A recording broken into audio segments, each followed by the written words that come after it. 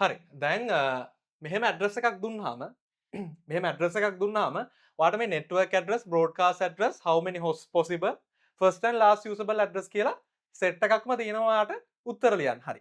මේක second paper එකේ වුණත් මොනවාද MCQ එකේ වුණත් මේ වගේ ප්‍රශ්න ටිකක් එන්න පුළුවන්. හරි. එතකොට අපි මේක කොහොමද ලියන්නේ? මේක කොහොමද හදන්නේ? network address එක ගන්න මොකද්ද කරන්න ඕනේ? මම ඉස්සෙල්ලත් ඔයගලන්ට explain කරා මේ network address එක ගන්න නම් මේක අපිට මේ ඇඩ්‍රස් එක බලලා මේකට තියෙන ඩිෆෝල්ට් මාස්ක් එක අරගෙන AND ඔපරේෂන් කරන්න කිව්වා. හරි. කිව්වට විතරක්ම දෙන්නේ අපි කරලත් බලමු. හරි. ලියමු 193.201.25.56. හරි. මොනවාද ඩිෆෝල්ට් මාස්ක් එකත් ලියමු අපි. පල්ලෙහායි. 255.255.255.0. මොකද මේක ක්ලාස් C එකක් කියලා අපි දන්නවා. ඊට පස්සේ මේක AND ඔපරේෂන් කරමු. AND ඔපරේෂන් කරන්නේ මොකක්ද? AND ඔපරේෂන් කියන්නේ අපි මෙන්න මේ ටික බයිනරි වලින් ලියාගෙන AND ගේට් එකේ ඔපරේෂන් එක. ඒ කියන්නේ 1 0 ආවොත් 0 1 and 1 ආවොත් 1 AND ගේට් එකේ ඔපරේෂන් එක. හරි. ඒක අපි perform කරමු. දන්නේ නැත්නම් ඒ කැලේ දන්නේ නැත්නම් මේක චුට්ටක් දාගන්නකො. ඔයගලන්ට මතකත් ඇති. හැබැයි කෝකටත් කියලා දාගන්න A B කියලා තියෙනවා නම් A and B AND operation එක 0001 1011 0 and 0 0 0 and 1 0 1 and 0 0 1 and 1 1 තමයි හැමතිස්සෙම 1 and 1 තිබ්බොත් විතරයි මෙතන 1 එන්නේ. ඕක තමයි AND operation එක. හරි. චූටි ට්‍රික් එකකුත් කියලා දෙන්නම් මෙතන. දැන් 255 තියෙනවානේ. 255 කියන්නේ 1 1 1 1 1 1 1 1 මෙහෙම. දැන් 193 කොහොමද එන්නේ? 128 64 දැම්මහම 190 192 වෙනවා. ඊට පස්සේ අපිට 1 දැම්මහම 193 එනවා. දැන් මේක මෙහෙම කරාම AND operation 1 and 1 1 මෙතන ඔක්කොම මෙතෙන්ට වෙනකන් 0 ආයි මෙහෙම. ඕගොල්ලන්ට බලන්න පුළුවන් චූටි අර මං කිව්වේ ට්‍රික් එක. ඕනිම නම්බර් එකක් 255 එක්ක AND operate කරොත් ඕනිම නම්බර් එකක් 255 එක්ක AND operation එක perform කරොත් මොකද්ද එන්නේ අපිට? ඒ නම්බර් එකම තමයි මේ. මේකම නේද මෙතෙන්ට අවිල්ලා තියෙන්නේ. එහෙනම් ඒක ගැන worry වෙන්න දෙයක් නැහැ. ගත්ත ගමන් උත්තර ටික ලියාගෙන යන්න තියෙන්නේ. හරි. අපි එහෙනම් උත්තර ටික ලියාගෙන යමු. මෙතන 193 එක්ක 255 AND operation කරාම මොකක්ද එන්නේ? 193 201 එනවා මෙතනයි 255 එක්ක වෙන්නේ මෙතන. හරි. දැන් මෙතන 56 තියෙනවා 0ත් එක්ක කරන්න. මෙතන දැන් 56 තියෙනවා 0ත් එක්ක කරන්න. කොහොමද අපි ඒක කරන්නේ? හරි. අපි එක බලමු දැන්. 53 කියන එක අපි ලියමු. 53 ලියන්න පුළුවන්. මේකට 128 නෑ. 64 නෑ. 32 තියෙනවා 16 තියෙනවා. 32 16 48 එනවා. ඊට පස්සේ 8 දාන්න පුළුවන්. 48 plus 8 56. එතකොට 4 නෑ 2 නෑ 1. හරි. මේකත් චූටි කෙටි ක්‍රම. මේවා දන්නවා ඇති. මම ඉස්සරහට වීඩියෝස් ටිකක් කරන්නම් කොහොමද මේ කෙටි ක්‍රම ටික මේවා කරගන්නෙත් කියලා. එතකොට ඔයගලන්ට එක්සෑම් එකේදී උනත් හරිද? ටර්ම් ටෙස්ට් එකක උනත් ඉක්මනට මේකේ ආන්සර් එක ගන්න පුළුවන් වෙනවා. හරි. එතකොට මේ 56 යන 0 වෙනවා.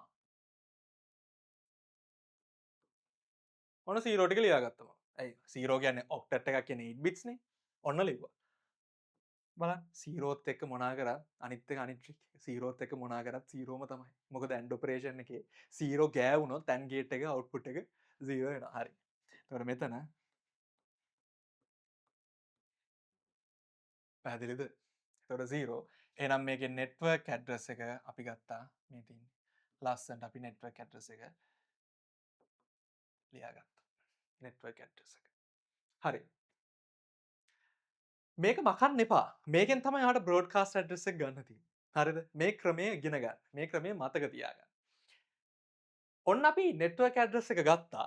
හොඳට මතක තියාගන්න මේක අපිට කරන්න පුළුවන් වෙන්නේ ක්ලාස් එකක් තියෙන IP address වලට විතරයි. මොකද ඊළඟ වීඩියෝ එකකදී මම කතා කරනවා ක්ලාස් නැති ඒවා CIDR classless interdomain routing කියන එක. පටලවා ගන්න එපා. මම ඊළඟ වීඩියෝ එකදී කතා කරනවා ක්ලාස් එකක් නැති ඒවායේ කොහොමද අපි මේ විදිහට network address broadcast address අරවා මේවා ටික ගන්න කියලා. දැන් අපි කතා කරන්නේ ක්ලාස් එකක් තියෙන සහ default mask එකක් අපි දන්න. අර කලින් ඉගෙන ගත්තේ. ඒවට විතරයි හොඳද? පටලවා ගන්න එපා. පිළිවෙලට ඉගෙන ගමු. එතකොට කොයිම වෙලාවකත් පැටලෙන්නේ නැහැ ඔයගොල්ලන්ට. හරි. එතකොට මෙතන 0 ට ගෙනවා මේ. හරි. හොඳට මතක තියාගන්න දැන් අපි මේ ටික 0 ගත්තනේ. 0 ගත්තනේ. broadcast address එකට යන්නේ. මේ ටික ඔක්කොම flip කරන්න. ඒ කියන්නේ මේ ඔක්කොම 1 කරන්න. මේ ඔක්කොම 1 කරන්න. මේ zeros ටික මේ continuous zeros ටික හරිද? consecutive zeros ටික 1 කරන්න. මේ continuously තියෙන consecutive zeros ටික 1 කරන්න. ඔන්න අපි ගත්තා. මේ අපි කතා කරන්නේ මේ last octet එක ගැන. හොඳේ. මේ last octet එක ගැන. එහෙනම් network address එක ගත්තා. broadcast address එක මම වෙන පාටකින් ලියන්නම්. මොකක්ද broadcast address එක එන්නේ? 193.201.25.255. මොකද මෙතන ones ඒවා 8ක් තියෙනවා කියන්නේ 8 ones 255 255. එහෙනම් මෙතන 255 මෙන්න තියෙනවා මොකද්ද අපි ගත්ත broadcast address එක. ළමයි pass papers ගණන් ටිකක් හදන්න.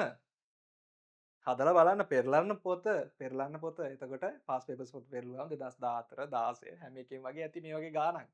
චුට්ටක් හදලා බලන්න. මේ වෙලාවෙම හදලා බලන්න. මේ විෂය ICT කියන විෂය හරිම මේ ඉන්ට්‍රෙස්ටිං. ICT කියන විෂය හරිම ඉන්ට්‍රෙස්ටිං. මොකද මම එහෙම කියන්නේ මේවා රියල් වර්ල්ඩ් එකේ ඉගෙන ගන්න දේවල්. මම අනිත් සබ්ජෙක්ට් ගැන මුකුත් කියනවා නෙමෙයි. ඉතින් මේවා ඔයගොල්ලන්ට ඉස්සරහට පාවිච්චි වෙන්න පුළුවන් ගොඩක් වෙලාවට.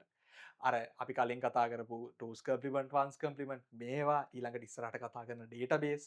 ඔයගොල්ලෝ IT side එකකින් ඉස්සරහට යනවා වුණත් IT side එක නැතුව accounting අර ඒ side එකට ගියා. ඔය IT කියන කෑල්ල කොහෙන් හරි ගෑ යනවා. ඉතින් මේ වගේ දේවල් ඉගෙන ගන්න. හරිද? මේ වගේ දේවල් ඉගෙනගෙන යන්න ඉස්සර. හරි දැන් එහෙනම් අපි network address එකක් ගත්තා. broadcast address එකක් ගත්තා. හරි.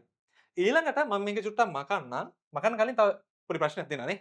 හරි. මොකද how many hosts possible in this network? How many hosts are possible in this network? හොඳට මතක තියාගන්න මේක හදන්නේ මෙහෙමයි. How many hosts are possible in this network කිව්වහම මෙතන අපිට consecutive zeros කීයක් තියෙනවද? අපිට මෙතන consecutive zeros තියෙනවා 8ක්. මේ ගානේ විදියට 8ක් තියෙනවා. හොඳට මතක තියාගන්න how many hosts possible කියලා ගත්තාම අපි මේකේ zeros ටික count කරලා 2 to the power ගන්නවා. හරි. 2 to the power 8 කීයද? 256. මේ තරම් hostලා ගාණක් අපිට හදන්න පුළුවන්. hostලා ගාණක් හදන්න පුළුවන්. මේ තරම් අපිට hostලා ගාණක් හදන්න පුළුවන්. 256 hostලා ගාණක් හදන්න පුළුවන්. හැබැයි මෙතන අහනවා මම මෙතන ගන්න. හරි. hostලා ගාණ ඇහුවේ. හරි. hostලා ගාණ මේ ගාණ තමයි hostලා ගාණ. හරි. කියන්නේ IP address කීයක් අපිට මෙතනින් හදා ගන්න පුළුවන්ද කියලා. හොඳට මතක තියාගන්න මේ 256 කියන එක තනියෙන් නෙමෙයි ඉන්නේ. මේ 256 ඇතුලේ මේ දෙන්නත් ඉන්නවා. network address එකක් ඉන්නවා, broadcast address එකක් ඉන්නවා. හරි.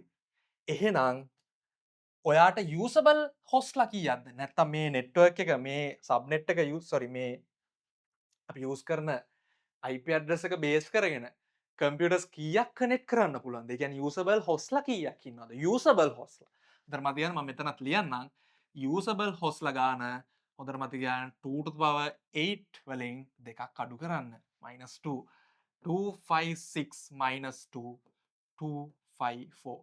මෙන්න මෙච්චරක් computers ගානක් ඔයාට කනෙක්ට් කරන්න පුළුවන් මේ සබ්නෙට් එකට. හරිද? මේ ඇඩ්‍රස් එකෙන් ගත්ත සබ්නෙට් එක. හරි. එතකොට හොඳට මතක තියාගන්න මේ අඩු වුණ දෙක, මේ අඩු වෙලා තියෙන දෙක ඒ මොනවාද? එකක් network address එක, අනිත් එක broadcast address එක. හරි. මේ ටිකක් නෝට් කරගන්න. හරි. හරි. ඊළඟට අහනවා මොකද්ද?